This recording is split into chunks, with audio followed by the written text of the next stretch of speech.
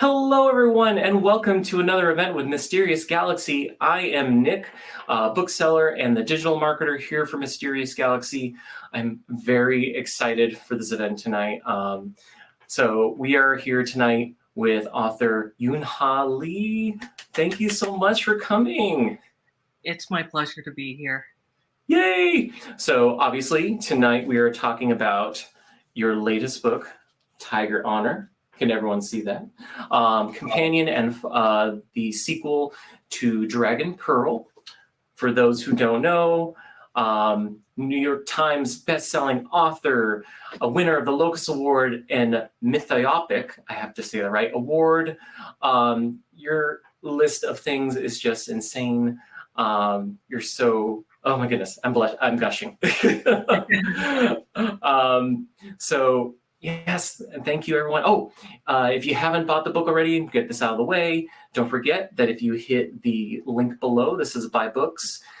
Yoon Ha Lee will also do either a signed and personalized book plate within reason. So if you go down there in the comments section, you just say signed and your personalization that you would like, and you will get that eventually, because mailing right now is heck.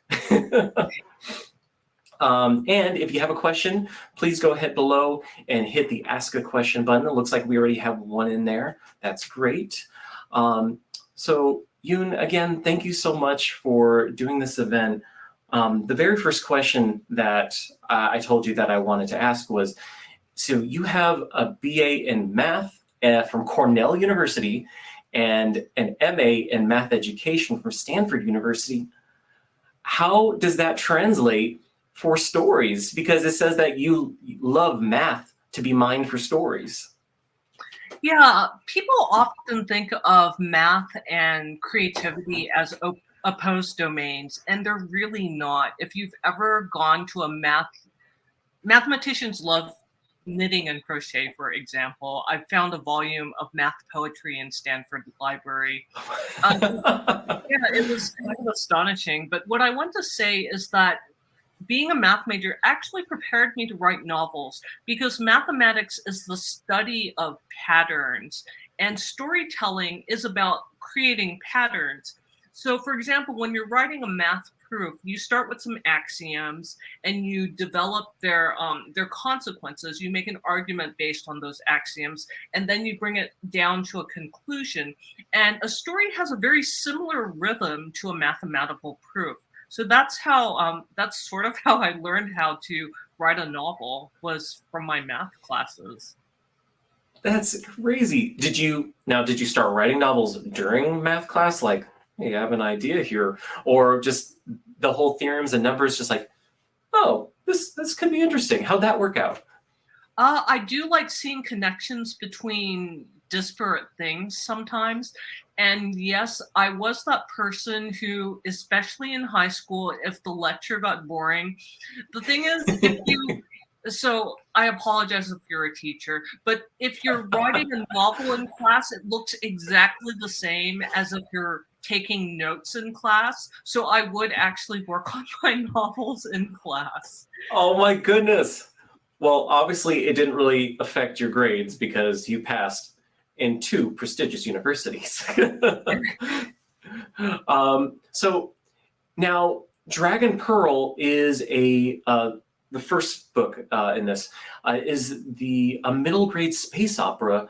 Now, I don't see a lot of space operas in middle grade genre. Was that your idea, or was that the publisher's idea? Where'd you get that?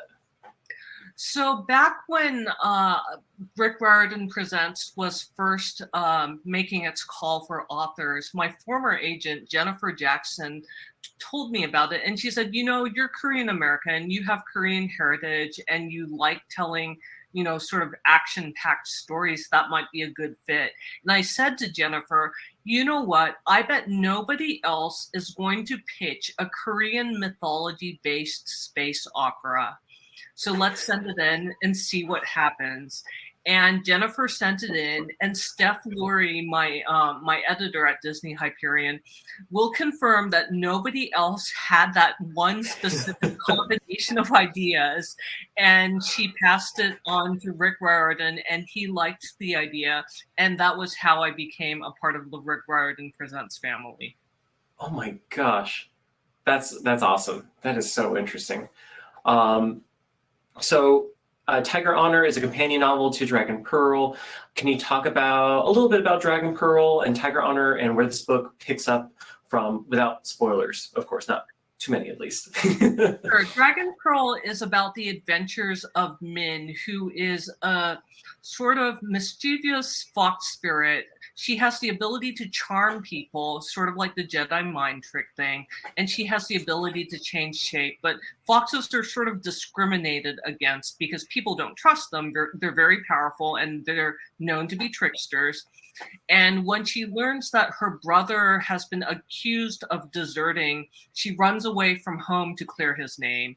And adventures happen to her, including an encounter with the Dragon Pearl of the title.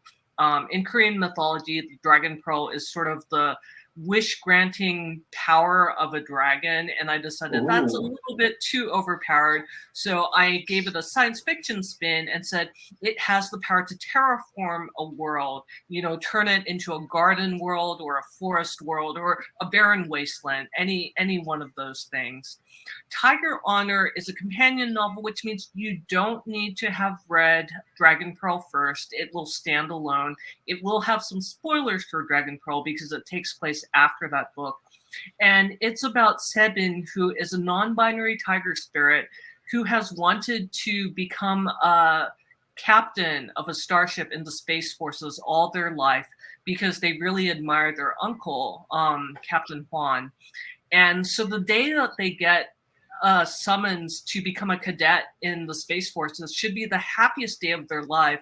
But on the same day, they get a notice that their uncle has been branded a traitor to the Thousand Worlds and is a fugitive. And so Sebin not only has to navigate becoming a cadet, like a brand new sort of junior military officer, they have to figure out what to do about their uncle, because he's someone that they've looked up to all their life, and it seems like there's another side to him that they never knew about. Oh, wow.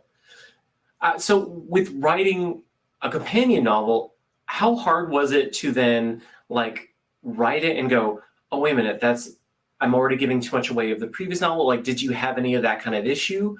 I decided that I was just going to go for broke, and there were going to be there's a pretty unavoidable spoiler because Min from the first book is a character in Tiger Honor, and there are certain things going on with her that will spoil certain events in Dragon Pearl. But that being said, when I lived in South Korea as a kid, English language books used to be very hard to come by. And so we would always be finding book 3 out of the 7-book series and the other book. And so we would just buy it because it was either that or not buy any books. And we would read the book 3 and we would make up our own backstory and we would make up our own future of the story and just sort of imagine, kind of like fanfic, I guess. We would imagine what would happen. So I don't have anything against people reading books out of order because, you find it in that order, you find it in that order. That, now I feel privileged that we're able to just I'm looking for that first book. Oh, I found it, unless it's obviously out of print or something. Wow. Mm-hmm. So did the story for Tiger Honor come to you while writing Dragon Pearl, or was it something that after the book was finished that you had to that came up to you or you had workshopped?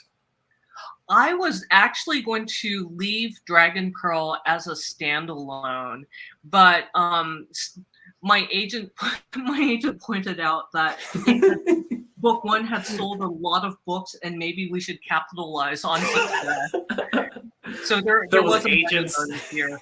There was a money motive. And also, one of the things that occurred to me, so if you've read Dragon Pearl, you'll know that Captain Juan is the villain in Dragon Pearl. And one of the things that occurred to me when I was casting about for ideas for a follow-up novel was, well, Captain Juan is basically just a villain in Dragon Pearl, but he must come from somewhere. He has family, he has loved ones, he has a backstory, and I couldn't write from his point of view because generally with books for younger readers, you want the main character to also be a younger person. So I said, well, maybe the main character could be someone related to Captain Juan, someone who really cares about him and has seen another side of him. And that's where Sebin came from. Wow. So many of your novels, from Nine Fox Gambit to Dragon Pearl and Tiger Honor, are science fiction. Were you inspired by science fiction, particularly as a young reader, to want to write about it as an adult? My first exposure to science fiction was kind of traumatic. When I was 6 years old, my parents, traumatic in a good way. Okay, I was like, to the story. When I was 6 years old, my parents showed me the Star Wars trilogy, and I hope this is not a spoiler at this end of time, but I was not prepared for Luke's hand being cut off. I found that super scary, and yet I was so obsessed with Star Wars. Like, I wanted a lightsaber, I wanted my own starship, I wanted a droid, like I wanted all the Star Wars things. It wasn't until several years later that in 4th grade that I got into science fiction through Anne McCaffrey's Dragon Riders of Pern. Oh. And, maybe younger readers haven't encountered McCaffrey, but for a lot of people in my generation, she was super formative. Her dragons and the dragon rider bond, and also some of her more science fiction novels like The Rowan or The Ship Who Sailed. And then later I got into I wanted to write fantasy for a long time because I was really interested in medieval history, but I read Orson Scott Card's Ender's Game, and so I have issues with certain of Mr. Card's political views. But when you are in high school in South Korea, you don't know anything about Mr. Card's political views. It was also 20 years ago, and the internet was very young, and there just wasn't a lot of information on authors. Like, you couldn't find out about your favorite author in the immediate way that we can today with social media and so on. So the thing about Ender's Game that really appealed to me was that it talked a lot about military ethics. And I said to myself, I want to write military science fiction, but I want it to be queer. And that was... We need more of that. We do. So, and then did you study any kind of military history or protocols to kind of get ready for that, with obviously a queer spin to it? I actually read a lot of military history. I read Tacitus and Julius Caesar and Sun Tzu. Oh my gosh. So that I majored in math. The part that you might not be aware of was that I went to Cornell as a prospective history major, and I took all the courses in the department, well, almost all the courses in the department that had the word war in them. The reason I did not major in history ultimately was that I wanted to be a writer, and I knew that writers often starve to death, and that I needed a day job. And historians also are somewhat income challenged in terms of, a day job to fund the writing sideline. So I said, okay, I'm good at math. I'm going to switch to math and have a job doing math, and I will write on the side. That was my original plan. So it was very specific. Just off topic, this is not related, obviously, to your book. I'm reading right now a book that has a main character. It's far flung in the future. They're on a colony planet, and he's basically an amateur historian. But this is a far future where history can just be pulled up with the palm of your hand, like our cell phones. So There's no use for amateur historians when you can just I don't need you. I have this. So, oh my gosh. And it ties back into, well, Tiger Honor because money, but You still did a great job. Yeah. We have to be realistic. People need to eat. Yes. Yes. So, what kind of different writing process then did you have, or was your writing process different from something like Nine Fox Gambit to then a middle grade space opera? Because obviously one is geared really more towards adult minds, and then one is marketed for middle grade. Yeah, there was a really tough learning curve writing middle grade, and I like to think of it as clarity. With Nine Fox Gambit, one of the things that I sort of rolled around in was more experimental world building, more complex motivations, more complicated plot. And some people really liked it. Some people, it was not for them. Not every book is for every person. But for a younger reader, it's really important that they be able to access the story. And so I would do things like use really complicated vocabulary or really complex sentence structures. And Steph Lurie, my editor, helped me tremendously in saying, no, look, this is going to lose the reader. You have to simplify it down without losing the depth of the characters and the depth of the story. So it was a tremendous learning experience. And I've had debates with friends over this on how older middle grade books like Robin McKinley's Hero and the Crown, for example, which has some complicated flashbacks and some more complicated vocabulary. And I love that book, but I sort of wonder if there were readers who are maybe not as confident in their reading skills, who got left out in the cold by books like that. And the fact that we now have books that are geared towards more clarity and more simplicity makes children's literature more accessible to kids who maybe didn't have that opportunity in the past. That's such a good point. Now, how many different drafts do you think you had to do for Dragon Pearl or Tiger Honor just because of that? Dragon Pearl went through 4 drafts, and okay. 3 of the drafts were with my editor and with Rick Riordan because, again, I was ascending the learning curve and trying to figure out how to tell the story in a way that was clear but not dumbed down. Tiger Honor was much easier because I had done the work. And so, you'll have to ask Steph her opinion, but I think it came out cleaner and it needed fewer revisions. You'd think okay, I've done this a few times already. It prepared me for the next one. And it sounds like it totally did for you. Yeah. So now, you also, back to that talk about Korean mythology and narrative in your story, what is it about mythology that really draws you to it? Magic. Basically magic. When I was a small child, I would sit in the mythology section of the library, and that particular library was on a military base, a Department of Defense school. And it was almost nothing but Greek mythology, as far as the eye can see. And that was kind of cool in its way. I still love classical mythology. Rick Riordan has certainly done gangbusters with those Percy Jackson series. But I was like, there are other stories, and I would really like to learn about them too. Like when I saw a Norse mythology book, I fell on that because it was something new and different. And it was about epic stories and magic and sort of a world beyond our own world. I've always found that sort of really, really enticing in a wish fulfillment kind of way. So then obviously you're not the type of person that is in either one or the other camp, because there's definitely readers out there that are like, no, either you're sci-fi or you're fantasy. You can't have your two worlds collide. There's no technology in my magic. Yeah.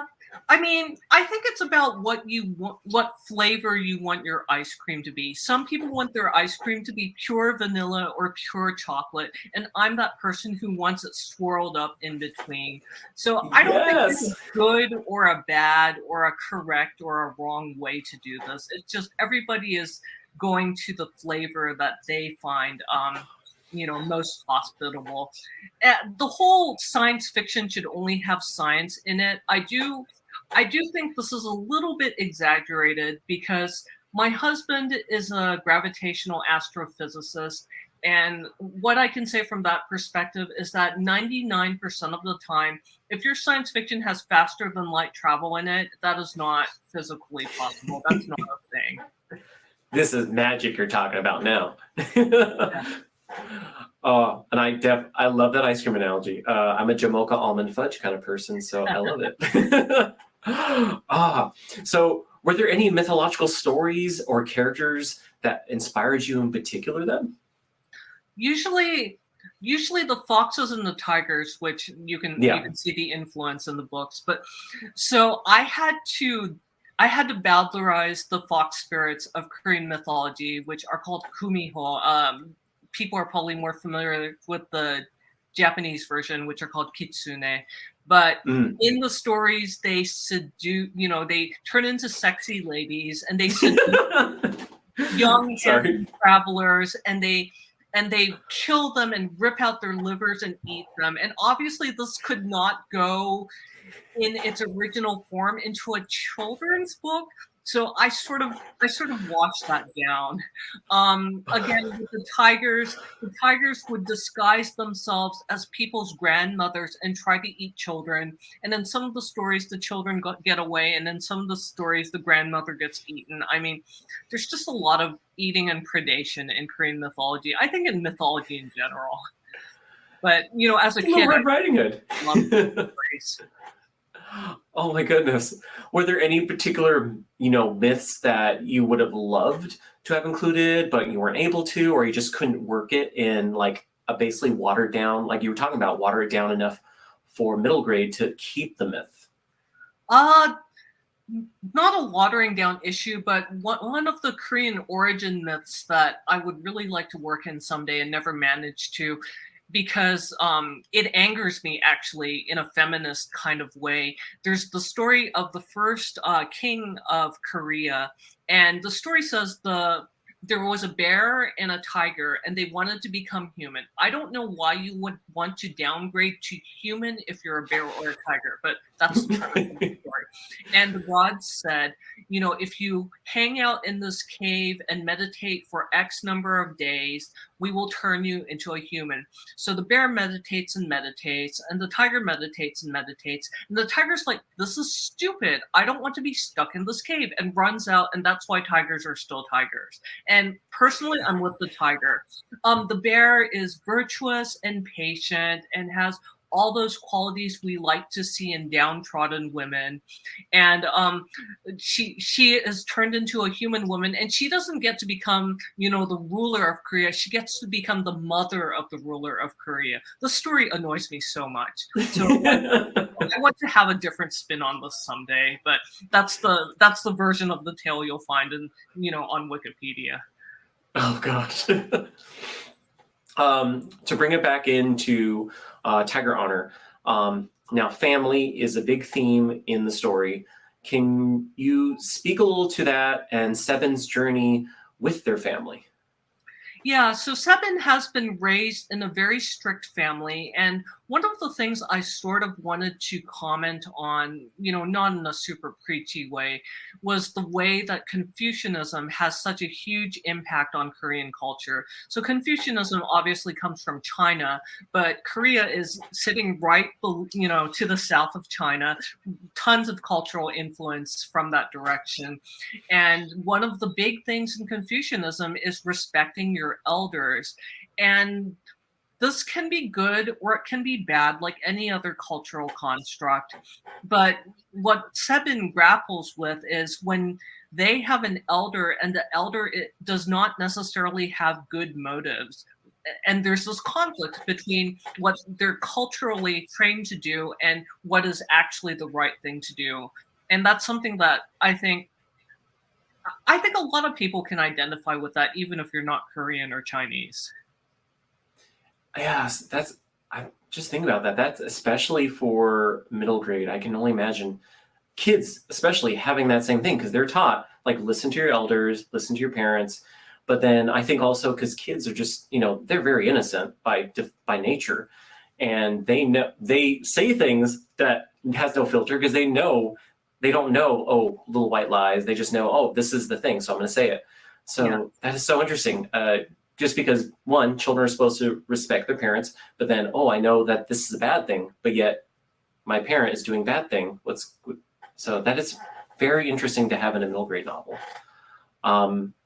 Would you say, now, speaking of Seven and your other characters, would you say you have any strong similarities personally to any one of your characters more than others? I am more like Min. I'm kind of chaotic. Seven, I designed Seven to be Min's opposite, like yin and yang, kind of. So Min, Okay. despite being female, is the yang character. She's very energetic, very chaotic. She is always getting into things. Seven is sort of more quiet, more reserved, very disciplined. And so when they meet, sparks fly. When you get yin and yang together, definitely. Now, if Min were in front of you, do you think you would get along with Min? Probably not, because we're too alike. You think like, oh no, get away. I think, yeah, if I was confronted with someone who's a lot like me, I would annoy the heck out of me. Yeah. Now, while doing the research and preparing for Tiger Honor or Dragon Pearl, was there anything truly interesting that you discovered while writing them, be it research factoid or deep inner discovery? Okay. Are there children in this audience? I'm going to try to talk around this. So I did research into Kumsu Jidin, which is Korean for feng shui. It's like the Korean version of feng shui. It's very similar principle to, arranging things in a harmonious way to bring good luck and so on and so forth. So I picked up what appears to be one of only 2 books on specifically Korean feng shui, as opposed to like general Chinese feng shui, which is much better known. And in the Korean instance, some of the feng shui landmarks were modeled after human body parts, certain human body parts that generate certain kinds of energy. And I'm like, this is so interesting, and I cannot put it in the children's book. I just know that there's also a particular theme park in Korea that is also about that same body part, so I'm not surprised. Oh my goodness, that is so interesting. Oh, now what does your research usually consist of then? Do you travel? Do you just pull up thousands of web pages? Because obviously you've studied history in college, so yeah, what comprises of your research? So these days you can actually find a surprising amount of information on Wikipedia, but I have a small stash of books on Korean culture and history and ethnomusicology and gardening and, just Korean topics, because it's super easy to find material on Chinese and Japanese history if you walk into a library, and material on Korean in English is a little thinner on the ground. So, I haunt used bookstores looking for this stuff. My other secret technology here is my mother. My mother lives in South Korea. She's very mystified by my weird writing projects, but when I asked her, for example, about theory, the Korean feng shui, she found me some information on that. When I asked her about fox spirits, she found me information on that. So I'm very grateful to my mom for all her help. You have an in. That is awesome. I definitely strongly support having personal libraries, especially for research. Mm-hmm. Even if they're, fiction, fantasy novels, I think, they will offer something to you. But that's just me. Which one of your books would you say it was most difficult to write? It was Phoenix Extravagant, which is the sort of silk punk fantasy book involving a non-binary painter and a an intelligent mechanical dragon. And the reason it was difficult is that it's set in a fantasy version of Korea during the Japanese occupation from 1910 to 1945. And it was an important book for me to write because of my family history with the Japanese occupation. One of my grandfathers was a collaborator. I have relatives on the other side who apparently did some minor stuff with the resistance. So, it's an interesting family history there. Mm-hmm. But it's also a super depressing time period in Korean history, and it was just sort of a downer. So I wanted to get back to writing books that are maybe a little less depressing. And I can totally understand. You also now have a YA space opera trilogy you are apparently working on. How exciting! What can you talk about that? Yeah, it's so I don't have a final title. Its working title is Lancers, because I'm terrible at titles, and my editor will probably make me change it. But it's about a Korean, sort of space Koreans in the far future who use mecha and gravitational lances to fight their battles. And they have an empire, sort of a conformist empire that is at war with people in the moons, who live a more sort of free lifestyle. And my heroine is a former rebel who has been adopted by the empire, and she has to navigate the fact that she's torn between between her true heritage and the empire, because the empire is the side that has the mecha, and the thing she has wanted since she was a small child is to be a mecha pilot. But that means fighting for the other side. Oh, that is so interesting. And it's going to be, you're planning a trilogy for that. Yes, that's correct. Oh, wow. Cool. Is there any other genres that you are thinking about writing for in the future? I sort of want to try thrillers because I think I would be good at it. But I have to finish. I'm under contract for 4 books right now. So, one thing at a time. Obviously, but still, I think that'd be great. I would love to read that. Now, yes, I agree, Tiffany. So busy. What kind of advice would you have for anyone in the chat, or anyone that's watching, for any aspiring science fiction writers? The obvious one is read a lot of science fiction, and watch a lot of it too. There's a lot of great science fiction media. But I want to say something about writing advice. You're going to find a lot of writing advice out there, much of it contradictory, some of it very contradictory. And every writer is different, and every writer has a different method that works for them. And just because a method works for one writer and they swear by it doesn't mean it'll work for you. And just because you have something that you swear by doesn't mean it'll work for your best friend. So what I want to say is, find the writing advice that works for you and stick to it. And if something doesn't work, then just ditch it. I see so many aspiring writers get stuck on a particular method because somebody told them this is the only way to write, and then they get stuck because it's not the right way for them. I'll give you an example. There's a common piece of writing advice I hear, which is write every day. I have a friend who has to do this. This is how she keeps her momentum for the book, because if she stops writing, then she stops for months. So she has to keep that rhythm. But for me, I need thinking time. I'm a very slow thinker, so I will write and write and write until I get to sort of a pausing point, and I need to think about what happens next. And so I take a few days off from the book. If I try to write every day, that gets me stuck even worse. So that advice does not work for me. It's not bad advice. It's just, it really depends on who you are.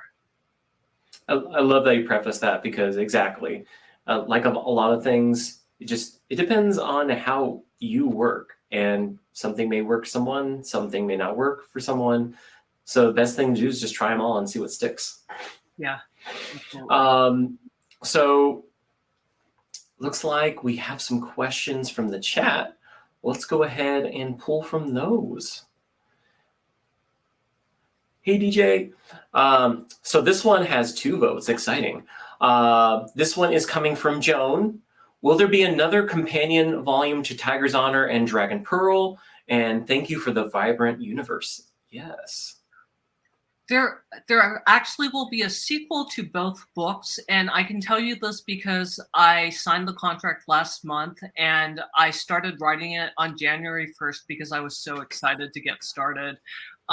It's about Min from Dragon Pearl and Sebin from Tiger Honor, and they have to survive on a death planet, and that's all I'm going to tell you for now. Ooh, Death Planet. Okay, all you had to say was Death Planet, and like, yes. Oh gosh, that's exciting.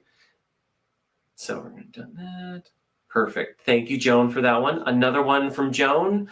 Thank you for respecting youth intelligence and writing such a morally ambiguous story. Was that a commentary on the times we live in? I mean, I didn't sit down and say I want to make a commentary on the times we live in. It's sort of more of a side effect of actually living in these times. I know when I was a young reader, I would find myself in the adult section of the library, and the librarians would keep chasing me out.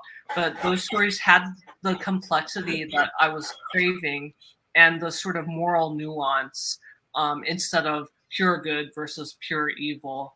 And I think a lot of younger readers, obviously you have to worry about age appropriateness, but a lot of younger readers are ready for more complex stories about topics that are interesting to them. And I think it's all about respecting the reader. So then I have to ask, was there any book in the library then, because you're in the adult section, that you open like, oh, this is a bit too much for me, and you're like, oh, never mind. Stephen King's Cujo, the rabid dog, like completely put me off. I would like tiptoe up to the Stephen King section and then like slowly open it and read the dust jacket and go, no, that's too scary, and put it back. And I would repeatedly do this. I didn't even check out one of his books until I was like 16. And when you did you like, oh, okay, that's not that bad? Or do you think you were like, I'm glad I waited this long because, wow. I was glad I waited. I'm a wimp when it comes to horror. Like, it's a great genre. I love it. And I sort of have to ration myself to like one horror book a year because that's like about my tolerance level. Oh my goodness. I love it. That's awesome. Now, this one, thank you again, Joan, for that one. This one comes from Jessica Ann Carter. If you could be one of the magical people in your story, fox, spirit, celestial, etc., which would you want to be? That's a good question. I would want to be a fox spirit, and I promise I would not use charming people for evil purposes unless I really had to. But I always thought shapeshifting would be such a cool power to have. Like, what would it like to be a cat? Or what would it like to be a squirrel? Or what would it like to, just any sort of animal creature. Just having all these different experiences. So I would definitely go with fox. Oh my gosh. Excellent. That's good. That's a good question. Yeah, I would. Shapeshifting would be a great power because, especially if I don't want to deal with people for a day, I'm like, I'm just gonna be a cat. I'm gonna lay in the sun. Excuse me. Thank you very much, Jessica, for that one. Let's see here. Let's go to DJ Damon Jackson, who says, "Would you recommend me reading your novels to my third graders?" I think third grade is okay if they're all right with fights. Dragon Pearl and Tiger Honor have a lot of fights, and the only people who die sort of die off page, like a couple of pirates. But if people don't like, sort of adventure violence, then maybe it's not for them. But otherwise, it should be okay for third graders. I mean, and don't they like around third grade try to get kids to read Treasure Planet? I'm not Treasure Planet. That's the movie Treasure Planet. Yeah, Treasure Island. That Treasure Island. Yeah. I mean, that has death and whatnot, so I think that'd be fine. Perfect. Thank you, DJ. We're gonna go back to Joan again with one more question here. Can you suggest a general history of Korea? Oh gosh. I forget the author. There's one called A New History of Korea, but unfortunately it's extremely dry. Like it's thorough but dry. The one that I would sort of recommend as like not it doesn't go into the super deep history, but it gives perspective on the peninsula is Bruce Cummings' Korea's Place in the Sun. And Cummings is a historian who knows a lot about Korea and is married to a Korean woman. So he sort of has a personal perspective on this that I found was very illuminating. Awesome. Thank you very much again for that question, Joan. You're asking very good questions. We have Kristen says, what have you read recently or are you reading that you would recommend? For adults, I would recommend Tamsin Weir's Gideon the Ninth and Hera the Ninth, which is lesbian necromancers in space. It's so fun. But in a Gothic mansion. Those are probably not for younger readers because they're super violent and super gory. The YA It's so good. Yes, the YA book that I read like last month and loved to pieces. I apologize, I don't know how to pronounce their name. Sharon J. Zhao's Iron Widow. Last name is Zhao, and it's incredible. It's Chinese history influenced mecha pilots, and it's basically Empress Wu Tian taking down the patriarchy. If you can't see, the chat is totally agreeing with you there. Apparently, they love that book. Yes. Oh, yes, I totally agree. And Gideon, in particular, is like a staff pick for like a bunch of us here at the bookstore. So good on you, that one. I can't wait for Nona, the ninth, the third book. Oh, and thank you for the pronunciation tip. I'm Korean, but like I have no idea how to pronounce anything in Chinese. Thank you, Tiffany. Excellent job. And thank you, Kristen, for that question. Back to DJ. How does your life experience affect or inspire your writing? I think a lot of it comes from sort of ambient history. So, for example, when I'm writing in a setting that is inspired by Korea, I will take my knowledge of having lived in South Korea and the sort of trees that grow, like the ginkgo trees and the sycamores and the oaks and the maple trees, and the sorts of flowers like the forsythia and the azaleas and the rose of Sharon. So, sort of that ambiance of having lived in a place and its food and its culture and customs, that's something that sort of infuses everything I write, even though it might not be set in like Korea, but it might be like in Machineries of Empire, my adult books. Those are Asian inflected. And so that lived experience goes into everything I write. Excellent. Thank you again, DJ. Great question. And you already answered what are you currently reading.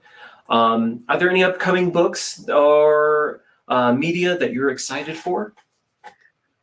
I can't wait until Wheel of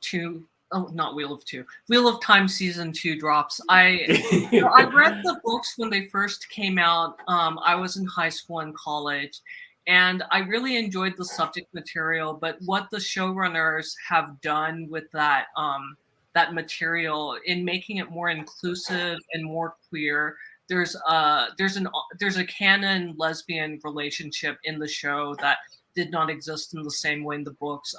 They've cast numerous actors of color, and the show is just really well done and draws upon the material in a way that's respectful while making it more inclusive. So I'm very excited about that.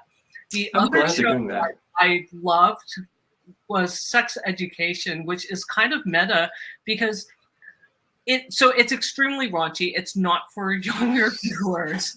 Younger viewers in the audience, no.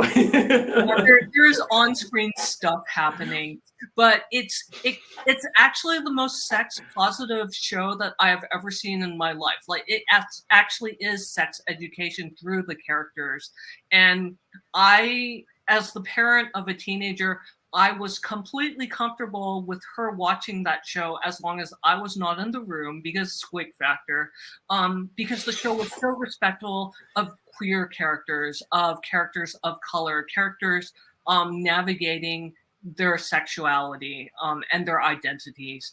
And I make it sound like a lecture, but it's not. It's incredibly funny. So I recommend that too. Excellent. All right, so I think we have time for one more question. We'll take it from Kristen. What or who made you want to be a writer? Mr. Mccracken in the 3rd grade. So he was my teacher, and what he would do is every week he would dress up as Storyman in what I now realize was probably a Superman costume.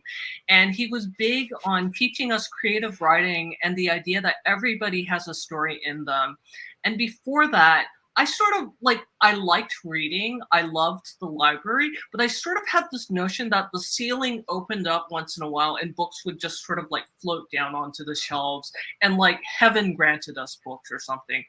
And then Mr. McCracken was like, no, books are written by people. Authors are people. And I'm like, aha, I am a person. So I will author someday. And also, nobody tells 3rd graders about self-employment tax. I hadn't thought through the money implications. That came later.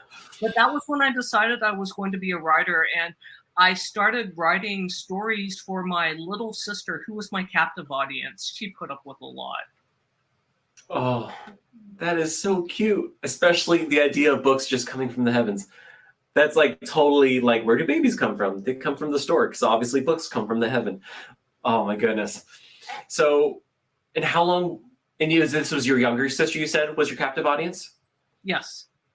So how long did you use her as that kind of soundboard or, audience for your stories? She still beta reads for me today. She's been supportive of my writing my whole life. And Nine Fox Gambit was my first published novel, and I dedicated it to her because she's been there since the beginning. So yeah, I owe her everything.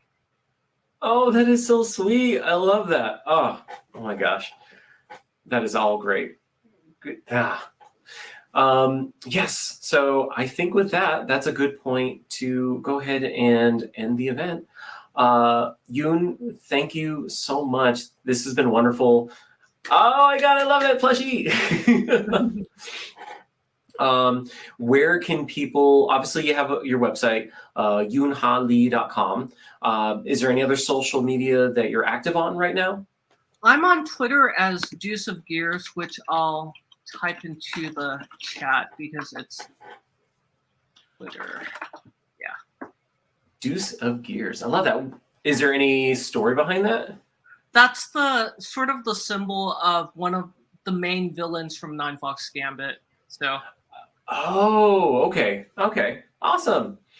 And yeah, thank you everyone for tuning in. We couldn't be doing this without your support.